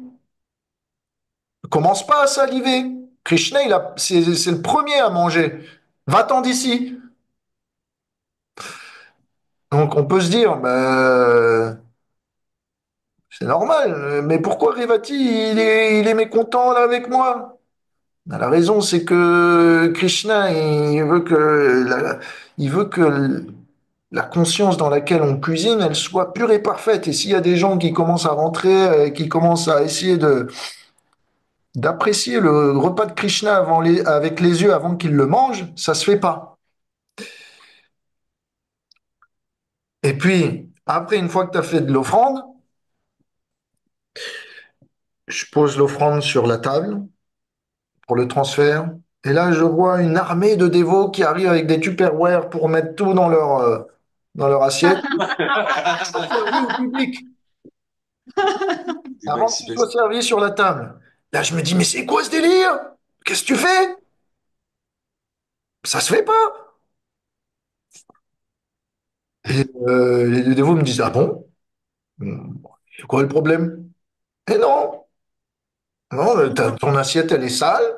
La cuisine, c'est la cuisine de Krishna. T'attends comme tout le monde à la table. Mhm. Donc voilà, si vous connaissez pas les standards, comment Krishna aime être servi, eh ben vous parfois vous arriverez à être surpris par la réaction de ses dévots. Parfois on se fait taper sur les doigts parce qu'on comprend pas comment Krishna en fait il réagit. Et Krishna il réagit à travers ses dévots. Alors parfois on se fait taper sur les doigts. Krishna il est en train de nous dire, mais en fait il faut que tu te corriges là. Ouais. Ouais. Ça m'est arrivé à la Nouvelle Mayapur. Ah, Je faisais le service du repas et il n'y avait plus personne, donc je suis allé manger. J'ai commencé à manger et puis quelqu'un est arrivé et je me suis pas marqué la bouche. Je le savais pas. Je le savais pas tout simplement. Après, ça semble, c'est évident. Quand on le sait, c'est évident. Mais sur le moment, je le savais pas. Donc, je me suis fait reprendre. ok. J'ai accepté parce que c'était, Ah, bien, très humble. Voilà. On est humble, on je me progresse. sentais plus honteux qu'autre chose en fait. Ouais, Donc, ouais. J'avoue, j'avoue. Merci beaucoup pour ce partage. Troisième signe, il faut qu'on progresse, hein, alors je vais enchaîner. Quatrième signe, pardon. Vous êtes plutôt négligent à propos des sentiments de Krishna. Ok, Krishna, on sait que il aime le panir, les chapatis, le riz, le dal, et qu'il aime pas trop le soja en fait. Donc, commençons pas à faire des repas au soja parce qu'on aime le soja. Il faut essayer de cuisiner pour les plaisirs de Krishna. C'est un exemple. Mais voilà, on essaye de connaître les goûts et les couleurs de Krishna pour pouvoir le servir, eh bien, comme il aimerait être servi et non pas comme on voudrait aimer qu'il soit servi. Cinquième signe, c'est vous ne pouvez pas comprendre les blagues de Krishna. Vous avez des difficultés à comprendre les attitudes de Krishna et ses attitudes un peu ambivalentes parfois, provocatrices. Si c'est vous, vous vous reconnaissez, vous avez des goûts opposés à ceux de Krishna. Donc vous aimez l'ignorance. Krishna, lui, il adore le sattva, il adore tout ce qui est bien propre, rangé. Si vous aimez le bordel et le chaos, vous ne comprenez pas trop Krishna. Septième signe, c'est que vous ne parlez jamais de votre relation à Krishna, avec Krishna ou avec les autres, à propos de Krishna. Si vous parlez jamais de Krishna, c'est que vous ne le comprenez pas trop finalement. Il n'y a rien à dire sur lui, quoi.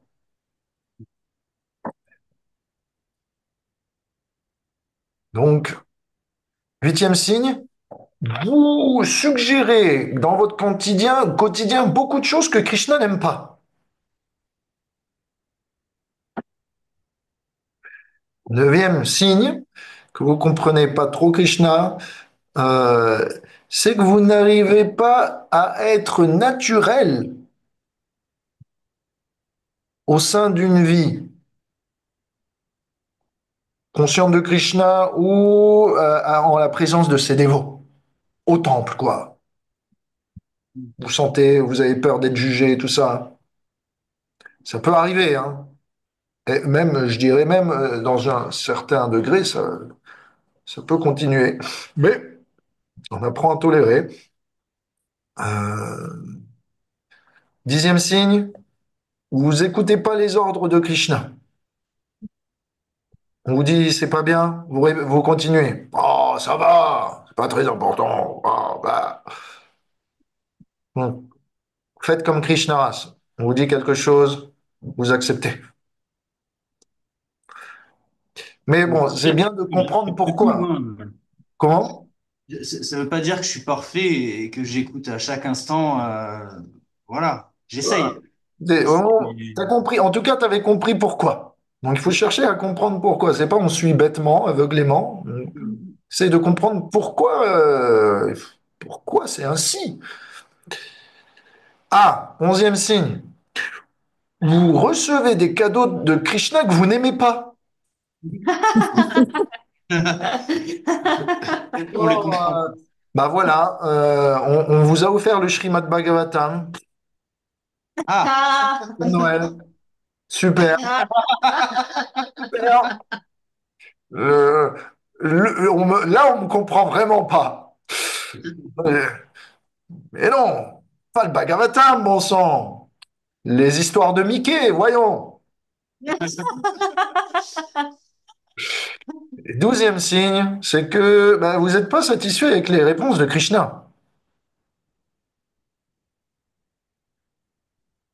Donc parfois, on lit le Bhagavatam, et là, on voit comment Krishna il répond à ses dévots. Je dis, mais attends, mais c'est un peu dur ça, hein. Ou alors on se dit, ah ouais, bah, c'est compliqué quand même. Si on n'est pas satisfait avec les réponses de Krishna, eh bien, c'est qu'on manque peut-être un peu eh bien, de le comprendre. Et donc, voilà, prenons le temps de poser des questions aux gens autour de vous. Donc, voilà, je vais pas continuer plus. Il est déjà 15, on a fait durable. Je vous remercie. J'espère que vous avez passé une bonne séance. oui. Oui, merci beaucoup, Baptiste. On se retrouve à la semaine prochaine pour le chapitre 62. Et avant de se dire au revoir, on fait notre petite prière dominicale. Puisse Krishna nous permettre de préserver toutes les relations à long terme et ne pas laisser les petits différends du quotidien venir nous séparer, surtout avec lui. Puisse Krishna nous conférer le don de rester sobre, de prendre le temps et de ne pas se laisser tomber à la critique facile. Puisse Krishna nous permettre toujours de préférer le choix de l'unité, fût-il au prix de notre ego. Puisse Krishna nous donner tous les signes qu'il nous faut pour comprendre comment mieux agir pour lui et les gens qui nous entourent. Si vous êtes d'accord avec cette prière, en tout ou partie, vous pouvez lever les mains et dire Allez, Krishna. Krishna. Ah, Là. Srila Prabhupada ki. Jai, Ram Baladev Rayuda ji ki. Jai, Chandra Madhusudan Gopinath ki. Jai, Devi ki. Jai. Jai Gaur Premanande.